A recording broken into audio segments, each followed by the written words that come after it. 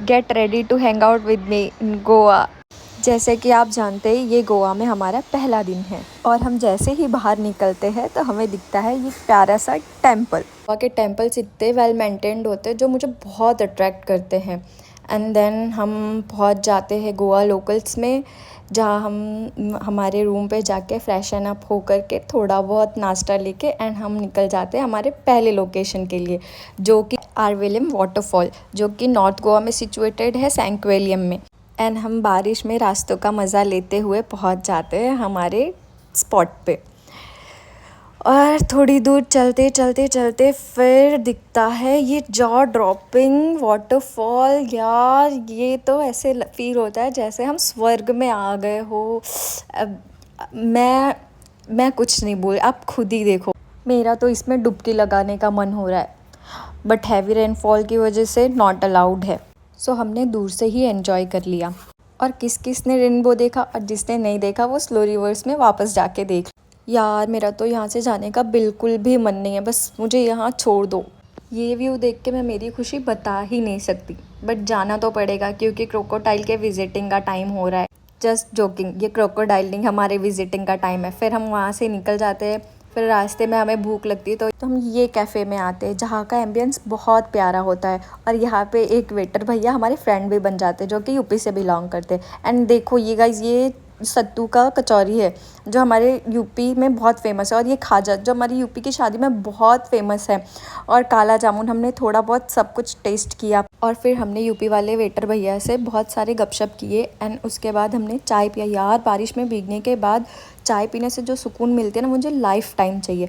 फिर हम आ जाते हैं हमारे होम स्टे के पास। यार ये होम्स बहुत वेल मेंटेन होते हैं, बट ये रास्ते थोड़े मडी से होते हैं, बट बहुत प्यारे होते हैं। और फिर हम आ जाते हैं हमारे रूम में, और ये मेरी बालकनी का व्यू है।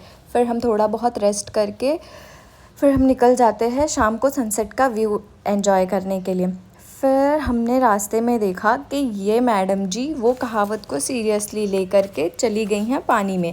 लाइक वो है ना, गई भैंस पानी में, लो तो अब देख लो सारे। फिर बाद में ना कहना कि मैंने कभी भैंस को पानी में जाते नहीं देखा। फिर हम बाइक राइड लेके निकल जाते हैं हिल व्यू के लिए। सनसेट होने ही वाला होता है, बट हमें फटाफट से पहुंचना होता है वो हिल पे, क्योंकि सनसेट होने के बाद वो व्यू नहीं दिखेगी। फिर हम हमारे बाइक की स्पीड और बढ़ा देते हैं और बिल्कुल कच्चे पक्के रास्तों की टेंशन ना लेते हुए हम ज़ोर शोर से आगे बढ़ते हैं।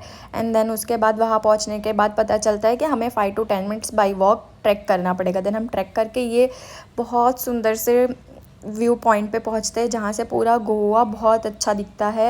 एंड देन हम वहाँ से निकल जाते हैं वापस। बारिश में गोवा की सड़कों पे गाने सुनते सुनते बाइक राइड करते हुए मुझे मेरी लाइफ के सबसे अच्छे पल याद आ जाते हैं। That was as perfect as my life today. और फिर मैंने बहुत सारा एन्जॉय किया। फिर हम हमारे होम स्टे पे पहुँच जाते हैं।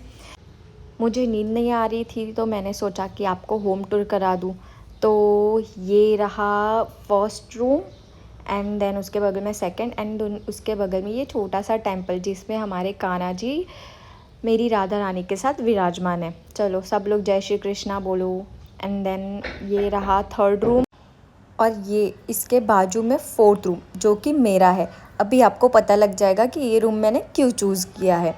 तो ये विंडो में से ये वही है व्यू जो मेरी बालकनी में से दिख रही थी।